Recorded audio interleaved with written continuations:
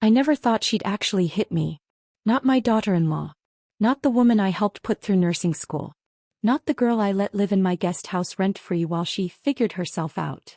But she did.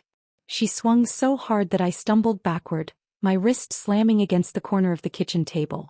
A sharp, blinding pain shot straight to my elbow, and for a second, everything blurred. She just stood there, staring at me with cold eyes, her jaw tight like she was daring me to speak. "You're not welcome here anymore," she hissed, then turned and walked away. Just like that. No hesitation. I stayed on the floor for a few seconds, trying to understand what had just happened.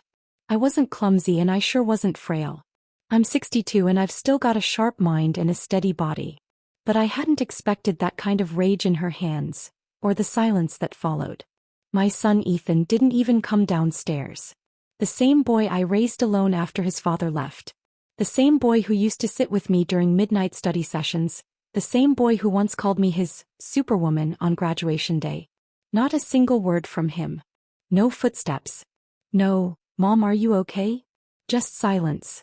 I wiped the blood off my lip with my sleeve and used a chair to pull myself up. My wrist was swelling fast and I couldn't even curl my fingers into a fist, but I grabbed my purse and walked out. No yelling, no dramatic scene. I refused to give her that. Outside, the sun felt too bright, almost mocking me with how cheerful it was. My vision shimmered from the heat and from tears I wouldn't let fall as I sat in my car, shaking. Then my phone buzzed. A message from Ethan. "Please don't come back. It's better this way. Stay away from us." I stared at those words. Stay away from us. Not me. Not "I'm sorry, Mom." Just us. Like they were a team. Like I was a stranger. I didn't respond. Not yet. Instead, I drove straight to urgent care. Fractured wrist. The nurse wrapped it in a temporary cast and handed me pain meds. She asked if I wanted to report anything. I said, "Not today." But something inside me shifted that night. Something quiet and final. The next morning I sat at the kitchen table sipping tea, staring at the folder marked loan cosign docs, Ethan and Brooke, new mortgage. And I smiled. Let me explain. Just last month they begged me to co-sign for their dream home. "Mom, it's just until the bank clears our dual income," Ethan had pleaded. "Brooke starts her new job in 2 months. Please, it's our dream house." Of course I said yes. I always said yes until now. I opened my laptop and logged into the mortgage app. My name was still listed. The final bank approval hadn't gone through yet. They were just days away from getting approved. I clicked withdraw cosigner authorization. Then confirm. Done. By this afternoon they'd get a call saying their loan had been denied, and they'd know exactly why. I could have warned them. I could have forgiven them. But Ethan let her hurt me. And then he told me to stay away. Fine. I pressed my lips together, picked up my phone and finally replied to his message. Nothing else. No drama.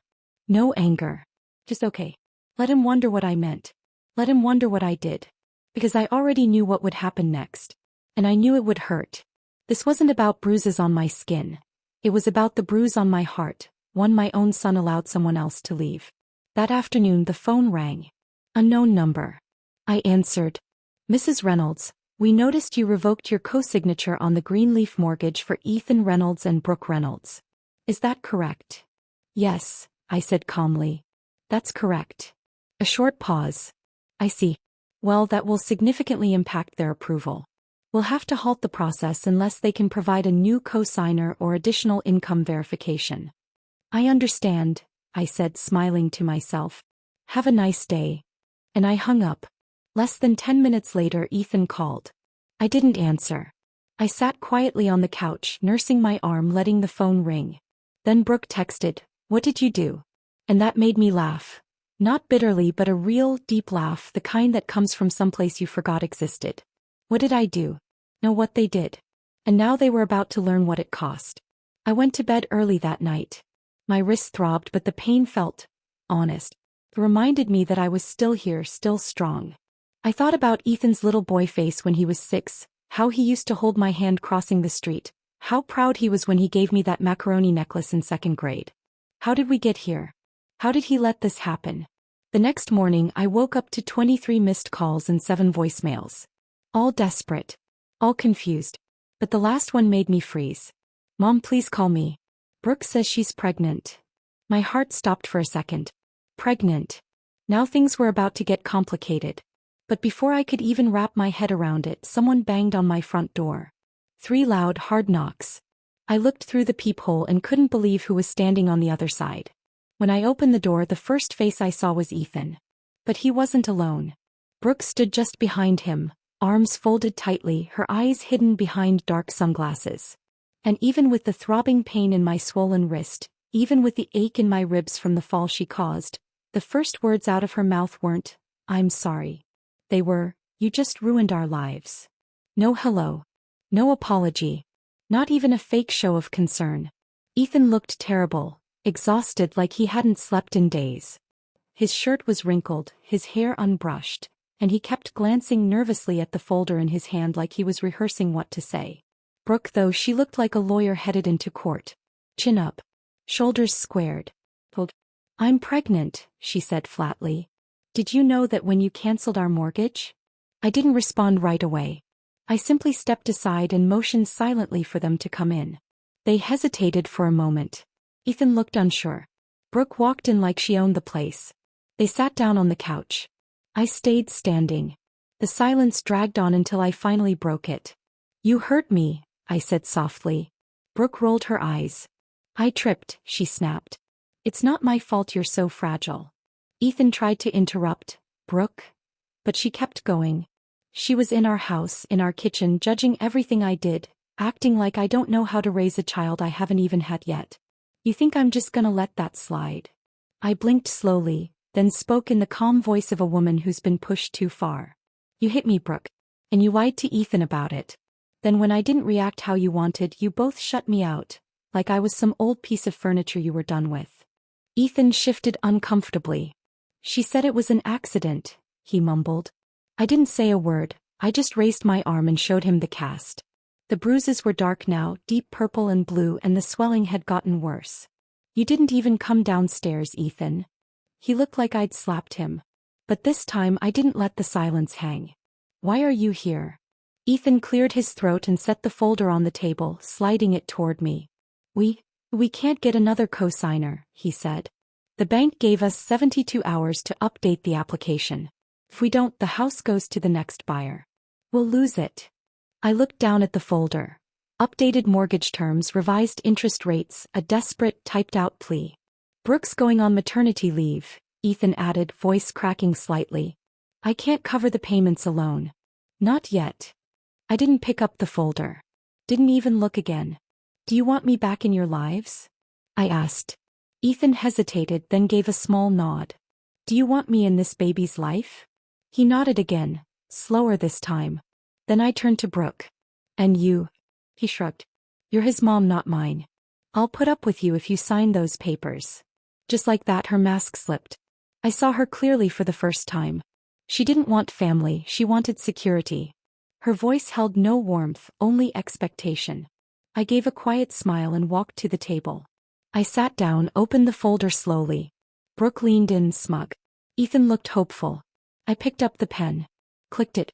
Then I said one sentence that flipped the entire room upside down. "I'll sign, if you apologize." Out loud. Right now. Brooke's face twisted with disbelief. "You're seriously going to make this about pride?" she snapped. "No," I said gently. "I'm making it about respect." The room went silent. Ethan looked at Brooke, pleading with his eyes. She stared at me like she wanted to lash out again, but now she knew better. The stakes were too high. She wasn't going to make the same mistake twice. Then, with her teeth clenched and lips barely moving, she muttered, "I'm sorry. It wasn't real. Not even close." It was the kind of apology you give when your ego's been cornered with nowhere to go. Still, I held the pen above the signature line. Ethan's eyes lit up. Brooke exhaled like she'd already won. Then I stood up. "Actually," I said, "never mind." Their faces froze. I thought I could do it. I really did. But I can't. Because deep down I know that if I help you now, you'll pretend none of this ever happened. "Wait." Ethan started to rise, but I raised my good hand to stop him. "Ethan, you told me to stay away. You chose your side. Now I'm choosing mine." Brooke leaned forward, desperate. "We're pregnant." And I replied calmly, You think I'll let my grandchild grow up homeless? I narrowed my eyes. You're the one who threw the first punch. Literally. And now you want me to forget everything because it's convenient. Ethan's jaw tightened. Please, Mom, he said quietly. We need this. Just this once. I shook my head. I needed you once too. The night you said nothing. I picked up the folder, walked over to the fireplace and dropped it into the flames. Brooke screamed. Ethan didn't move. He just stood there, staring into the fire like a man who'd just lost something he finally realized mattered. They left without another word. I watched from the window as Brooke stormed to the car, slamming the door. Ethan lingered. He turned back once but didn't come inside. 3 days later, the house went back on the market. They didn't get it. They ended up moving into a smaller rental across town. A friend told me Brooke's pregnancy was real.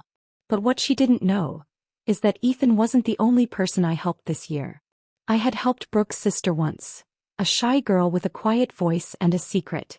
A week later I understood why. A message request popped up on Facebook, and when I opened it, my blood ran cold. It started like any ordinary note. Hi, Mrs. Reynolds. I know we haven't talked in a while, but I need to tell you something. It's about Brooke and it's serious. It was from Rachel, Brooke's younger sister. I hadn't seen her in almost a year.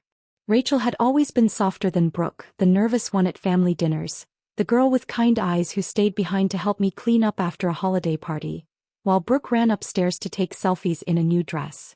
I sat still, staring at the message. Something in Rachel's tone felt urgent, too serious for small talk. I hit accept and typed back, I'm listening. Her reply came instantly. I know you probably don't believe anything good about me or my family after what Brooke did, but I can't hold this in anymore. She's not pregnant. She lied to Ethan. She lied to everyone. I blinked at the screen. What? Another message appeared right away. He panicked after you canceled the mortgage. She told Ethan she was expecting so he wouldn't cut her off. But she's not. I'm sorry. I have proof. Attached was a screenshot of a text thread between Rachel and Brooke. In it, Brooke had written, if I say I'm pregnant, he'll beg his mom to forgive me. We'll get the loan, the house, everything. Then maybe I'll actually think about getting pregnant. I stared at the screen, not feeling shocked, just cold, heavy, like the last piece of hope inside me had finally turned to stone. Rachel sent another message. I shouldn't be telling you this, but I couldn't keep watching. Ethan deserves better. You deserve better. I'm sorry for waiting this long. I took a breath and typed back, thank you for telling me. I believe you. That was all. No anger. No gloating. But in my mind things were already moving.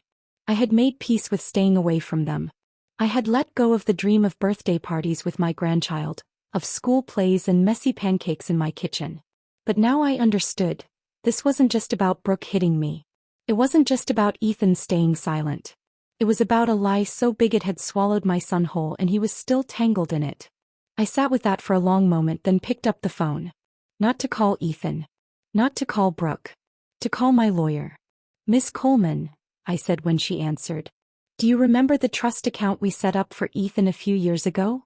Yes, she replied. The one scheduled to release after his first child is born? That's the one. I want it frozen immediately. Put it under review. She hesitated. Is something wrong? Let's just say, I replied, the birth certificate might be missing a name permanently. The next morning Ethan texted me. Please, Brooke's stressing out. We lost the house. I'm trying to fix things, but she says you're turning everyone against us. Just tell me what you want. I didn't answer. Not yet. That afternoon I went to the grocery store, just normal errands. Apples, bread, coffee. But as I reached for a can of soup, I heard a voice behind me. Mrs. Reynolds? I turned. It was Rachel. She looked tired, a little anxious but sincere. We stood there in the aisle, two women standing at the edge of a storm. I didn't think I'd run into you, she said, adjusting the strap on her tote bag. But I'm glad I did. I gave her a small nod. Me too. We stood quietly for a moment, then she said something that stopped me cold. Brooke's done this before. My breath caught. What do you mean? She fakes things. Crises. Trauma. Ever since we were teenagers. She once faked a stalker to get an ex-boyfriend back. Another time she pretended to have a medical scare just to quit a job she didn't like. Lying is how she survives. I leaned on the cart. And Ethan? Rachel looked down. He's in too deep. He's used to chaos now. I think he believes this is normal. But it's not. I'm scared for him. I studied her face. She meant every word. Right then I made a decision I hadn't planned. Rachel, would you testify if it came to that? Her eyes widened. Testify. Just in case it becomes necessary. She hesitated, then nodded slowly. Yes. If it helps him, I'll do it. We parted ways after that. I gave her my number and she promised to stay in touch. That night I sat alone in my living room, the fire crackling beside me, the air thick with everything unsaid. My phone buzzed. A voicemail from Ethan. His voice was ragged, worn down. Mom, Brooke's missing. She left the apartment this morning and hasn't come back.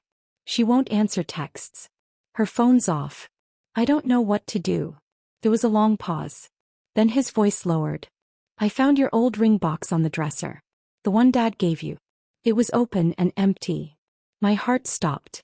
I hadn't touched that ring in years. It had been locked away in my bedroom drawer. Ethan's voice cracked with panic. Please call me. Please. I didn't move. Because I already knew what this meant. Brooke had stolen something. She wasn't running from Ethan. She was running from me. The ring was gone. The ring my late husband gave me for our anniversary 20 years ago. A simple white gold band with a rare oval sapphire, framed by diamonds so small they looked like morning dew. It wasn't flashy. It wasn't something you wore every day. But to me it was priceless. And now it was gone. Ethan's voicemail kept replaying in my head. She left the apartment. She won't answer. The ring box was open. I didn't panic. I didn't even raise my voice. I walked calmly to my bedroom, opened the drawer I hadn't touched in months. The little red velvet box was still there. But when I flipped it open, empty. Gone. Brooke had been in my house. Somehow, while I was out, she'd taken the only thing I had left from a life before all this betrayal, before the silence, before the bruises. He took it, and now she was gone. I called Ethan. He picked up on the first ring. Mom, tell me everything from the start, he said, his voice shaky. She was spiraling. After the loan fell through, she was screaming, throwing things, saying you were trying to destroy her. I tried calming her down, but she wasn't listening. I went to work this morning, and when I came back, she was gone. Her stuff's still here, but the lockbox was open. I didn't even know you brought that ring here. Why would she? She didn't know about the ring, I said quietly. Unless someone told her. Silence. Then Ethan muttered, Rachel. I didn't answer. He was right. Rachel must have mentioned it, maybe by accident, maybe as a warning. And Brooke, desperate and vindictive, saw her chance. I didn't blame Rachel. Not completely. But this changed everything. I already reported the ring stolen, Ethan said. Filed a police report. You didn't give them her name, did you? I asked. Another pause. No. Why? She's still my wife, he said weakly. And she's pregnant. She's not, I said flatly. What? She lied. Rachel showed me everything. Texts, screenshots. Brooke isn't pregnant, Ethan. I heard him go completely silent. Then in a broken whisper, no. No, you're wrong. I'm not. He didn't argue. He didn't deny it. Keith broke.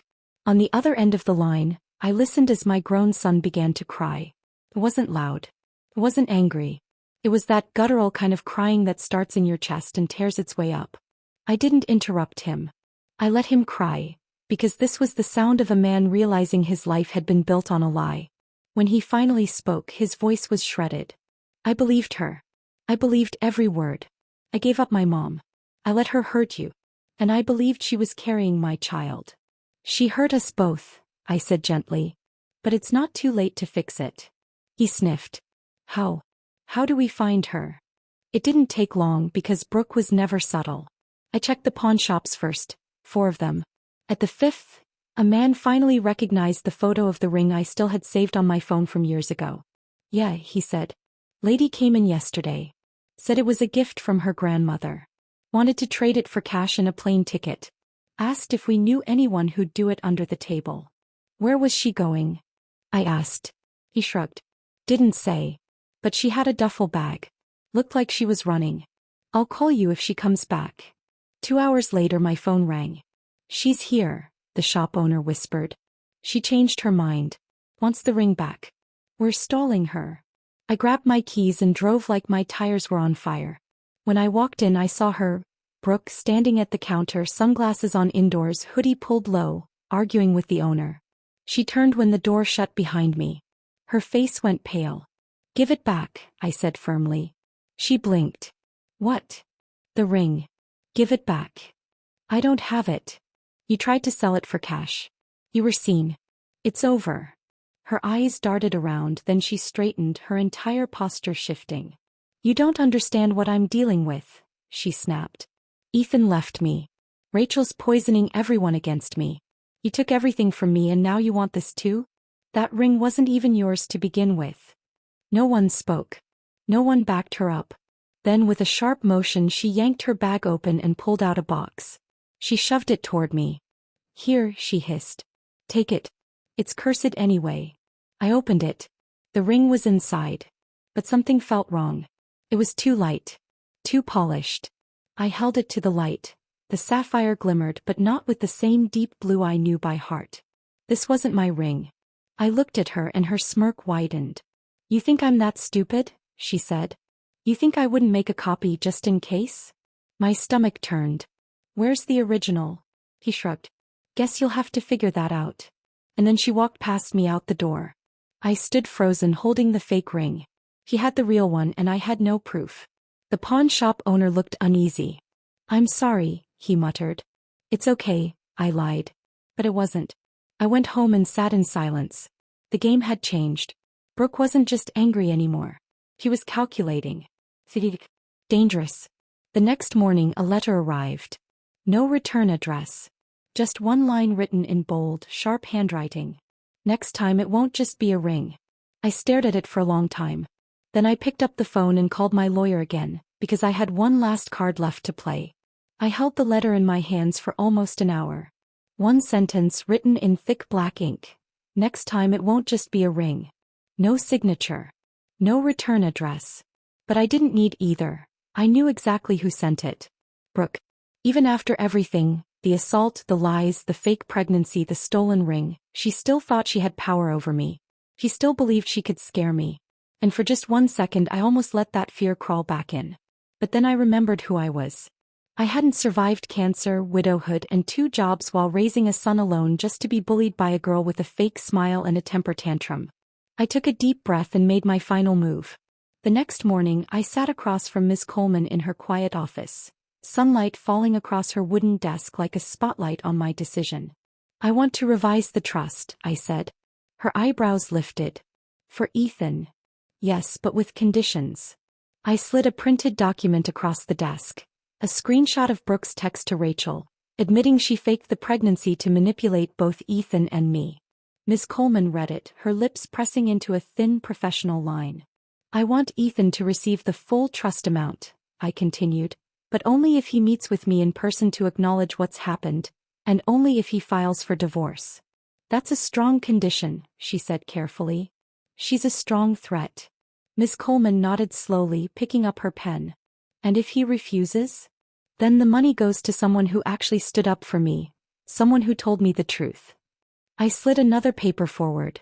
At the top was Rachel's name. For the first time in weeks, Miss Coleman smiled. I'll draft it today. I left her office feeling lighter than I had in months. That afternoon I sent Ethan a photo of the revised trust paperwork. The header read Revised Distribution Plan.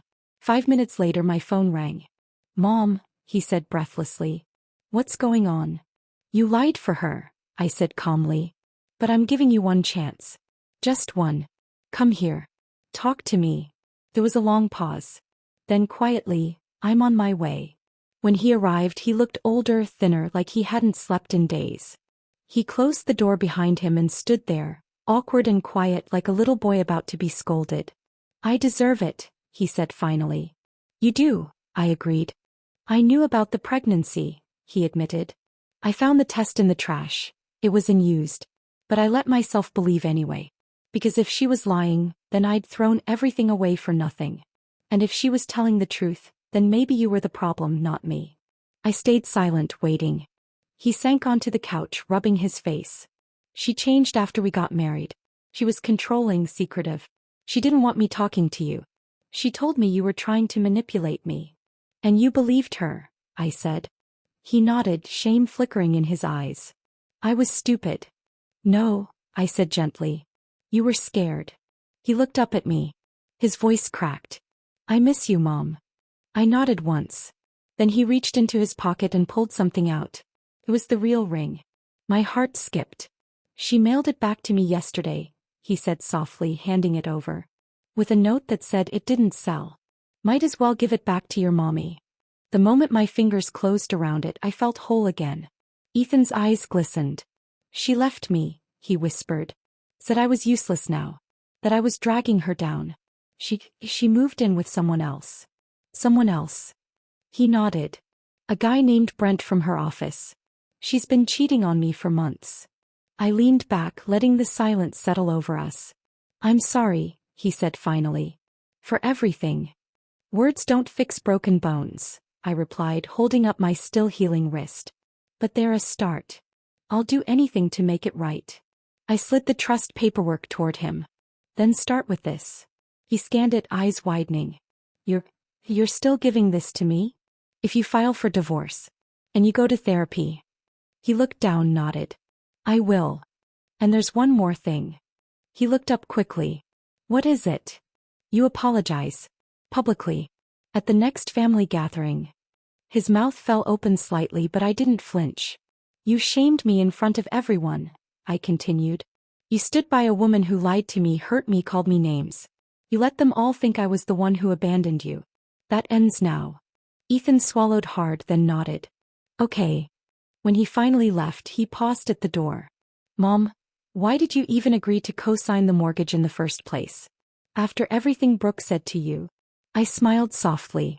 Because I wanted to believe the best in you, even when you didn't. He swallowed again, then left. 3 weeks later, I got a court confirmation. Ethan had officially filed for divorce. His therapist even sent me an email saying he hadn't missed a single session. And on Easter Sunday at our family potluck, Ethan stood up in front of everyone. His cousins, his aunts, his little nieces, and told the truth. He didn't sugarcoat it. He didn't make excuses. My mother deserved better, he said, voice steady, and I failed her. There wasn't a dry eye in the room.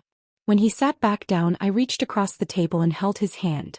Later that night, I took out the ring, placed it carefully back in its velvet box, and set it on the highest shelf of my closet, safe where no one could ever touch it again. A week later, Rachel came by. We sat in the garden, sipping tea. He smiled more now, softer, lighter. I'm glad he's okay, she said. He will be, I replied. She looked at me carefully. Do you ever wish you'd handled things differently? I shook my head. No. Because sometimes, the only way people learn is when they lose everything they tried to take. She nodded, and we both turned as Ethan walked into the garden, smiling, holding flowers. We sat there for hours, talking, laughing, just being. And for the first time in a long, long time, it felt like family again. No fear. No lies. No manipulation. Just healing. Peace.